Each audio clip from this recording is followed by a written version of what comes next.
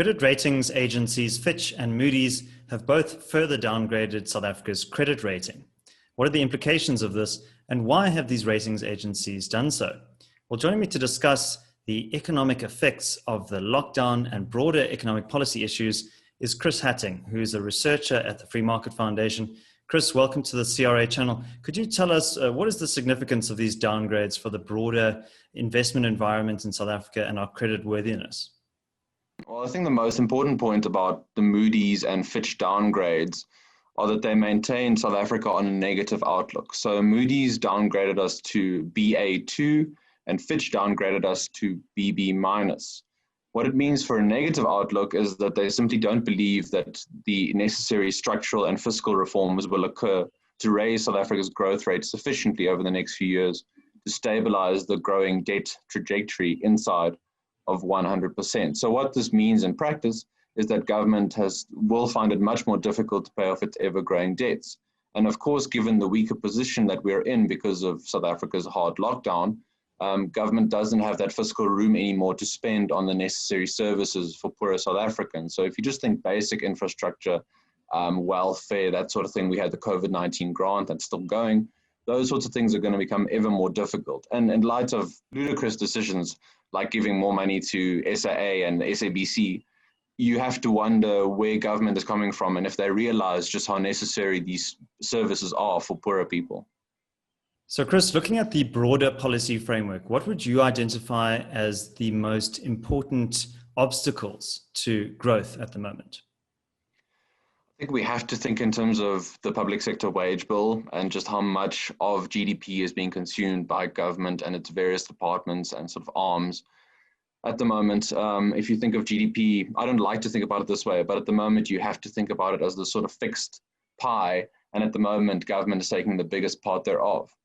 Then when you go further, the structural inhibitors that are there for private sector growth, if you look at, for example, higher tax rates, affirmative action, no competition in electricity, those sorts of things make it very difficult for any business to grow. Business sector confidence is at the moment very low, and I think it will continue on that trajectory for a long time. So if you don't remove those impediments, then government will keep on taking a bigger share of the GDP.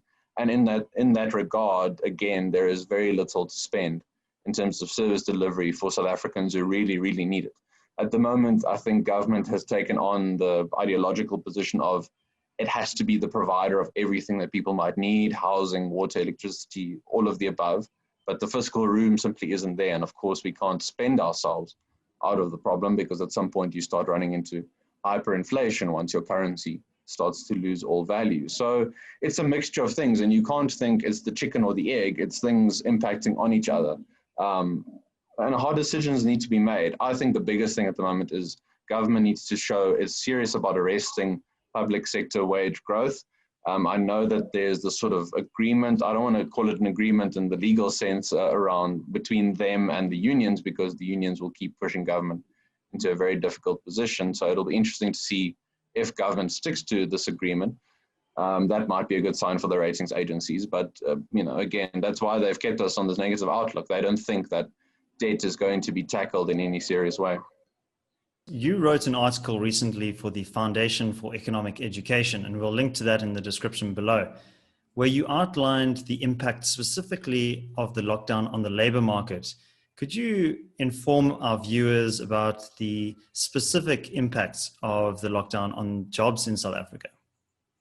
South Africa's labor market and I guess the whole unemployment crisis was in a very precarious position before the lockdown. I think any time that one inhibits economic freedom, you see negative effects in people's lives, especially so for poorer people. They need economic freedom much more than others who could maybe keep going because they've got more savings and that kind of thing. So just a quick overview. As of the third quarter of this year, South Africa's unemployment rate stands at 43.1%. So that's on the expanded definition. Youth unemployment is at 74%. And I think that's a very, very grave and worrying statistic for South Africa's future. More than 11 million people are now unemployed. And around 2.2 million jobs were lost during the second quarter of this year.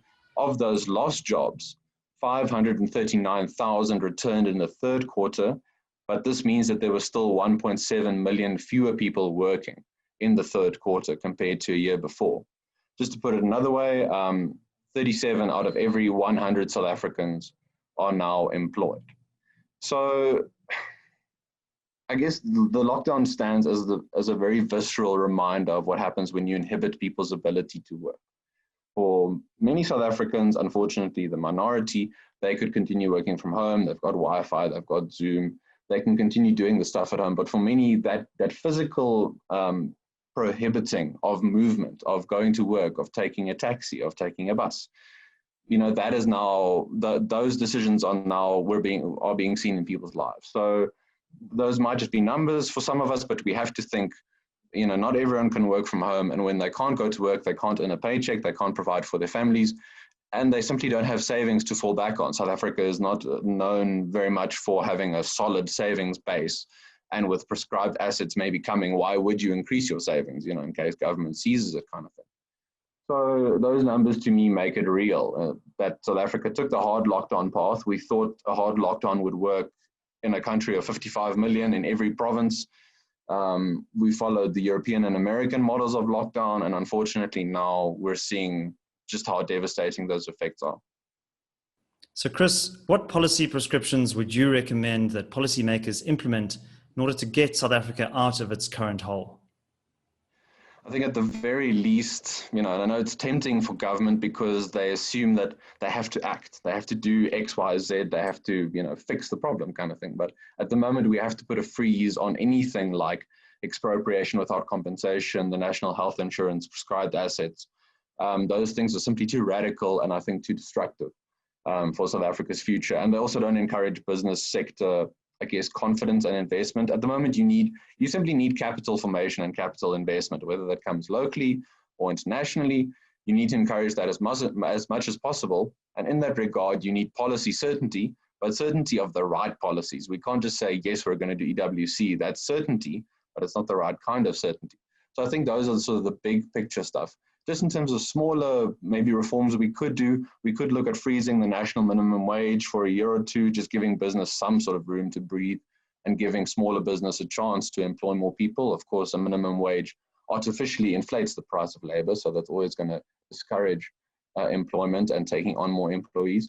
And then also, I think, taking the burden, as it were, off the government in terms of Eskom, the electricity sector, focusing on those power plants and power producing areas that really need attention, that the infrastructure really needs to be fixed, not even upgraded, just sort of stabilized before you take on more new projects. I think energy and labor, just the minimum wage and the electricity sector, if you can focus on those things that government can do, consolidate their spending, and don't try and do everything at the same time. Let the private sector take on that which it can. I think in these various compacts and summits and conferences that we see, the private sector looks keen to get involved and keen to invest, but government needs to realize, it has tried to bite off way more than it can chew, and it needs to scale back a bit and just focus on caring for those people who really need service provision the most.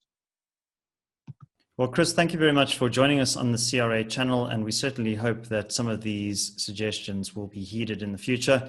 My name is David Ansara. Please do join us for tomorrow's video at 7 a.m. Remember to like this video and share it on your social media platforms. And also let us know in the comments below, what policies do you think are holding back South Africa as a high growth destination for investment? That's it from me, David Ansara. Until tomorrow, take care.